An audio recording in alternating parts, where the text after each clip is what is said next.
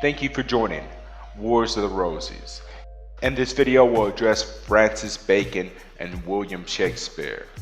An article taken from the All-Seeing Eye, Volume 3, Number 2, December the 1st, 1926. Was Francis Bacon William Shakespeare? New light on an old controversy. This is the first of a series of 5 articles dealing with the most mysterious of all literary problems, the Bacon-Shakespeare controversy. Were the famous plays which bear his name from the pen of William Shakespeare, the English actor and producer, or were they products of the literary genius of Sir Francis Bacon, probably the greatest mind that England ever produced?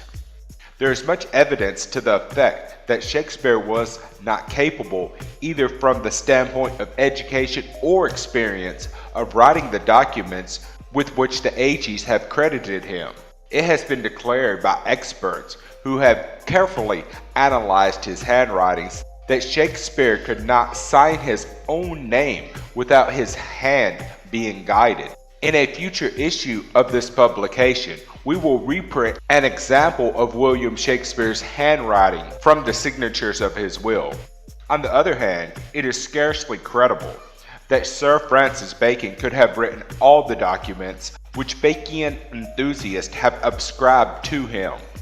Lord Bacon was a man with a scintillating intellect. He traveled widely and was versed in every phase of life. He was therefore exponentially well qualified to be the author of the versatile plays published under the name of Shakespeare.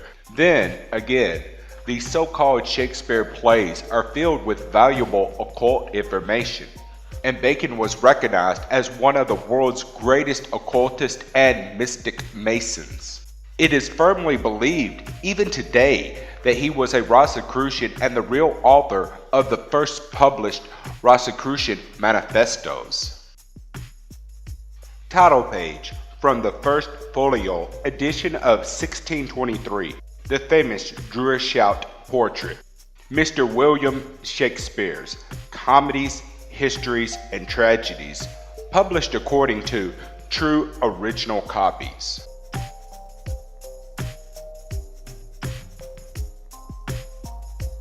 Francis Bacon's ability along the lines of cryptography is too well known to require discussion.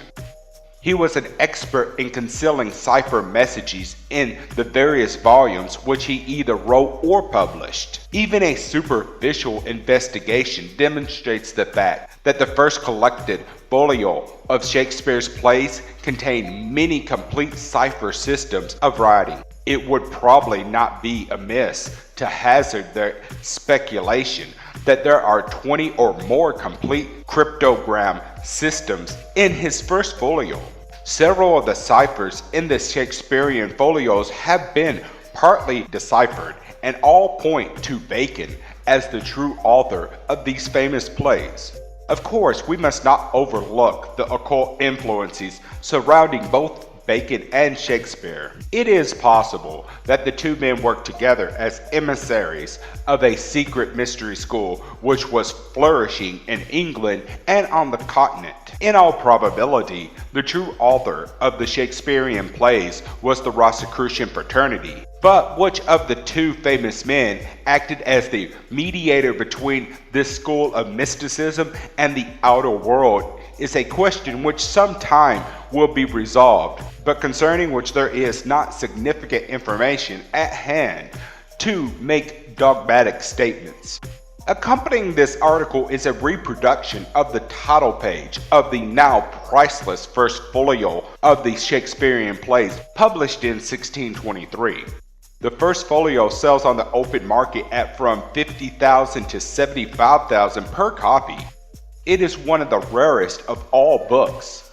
The picture of Shakespeare, which adorns the title page, is the famous Druidshout portrait, concerning which there has been so much controversy.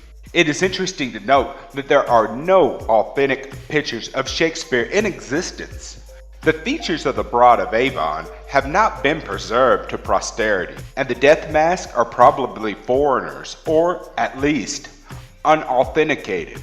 The paintings of him, regardless of the statements to the contrary, were all executed years after his death, and the only known examples of his handwritings are the signatures on his will. Realizing this, the reader must ponder upon the remarkable fact that despite all the plays which he is supposed to have written, not one scrap of his handwriting is available, outside of scrawling signatures which show the writer to be absolutely unacquainted with the use of a pen. Returning to the Droeshout portrait, if you will examine the face very closely, you will realize that it is only a caricature, as some believe the death mask of Bacon. Though engraved at a time of splendid artistic work in the lines of engraving, it is crude and incomplete. By comparing it closely with portraits of Bacon, it is found that the structure of the two faces is exactly the same, but the Droeshout portrait has been purposely made crude to conceal the resemblance. In the next issue, we are publishing a very excellent portrait of Bacon so that you may trace the similarity, especially around the eyes and nose. If you will note carefully the right side of the neck, you will find a line drawn for the purpose of revealing the fact that the face is a mask, and that the mask ends directly behind the ear. You will also notice that the head is not connected with the body, but sits on the top of the collar. Most strange of all is the coat, one half of which is on backwards. As you look at the jacket, you will notice that his right arm, at the left of the picture, has the coat sleeve on backwards, so that his left arm only is usable.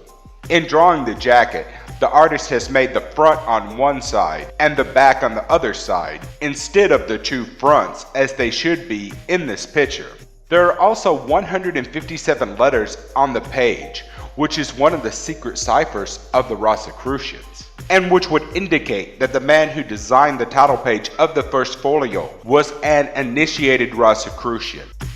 Thank you for watching. Please don't forget to like, share, subscribe, and comment. And if you can, please consider donating to Wars of the Rosies. Even a few dollars is much appreciated and very helpful. Links to PayPal and Patreon are in the description below. Thank you very much.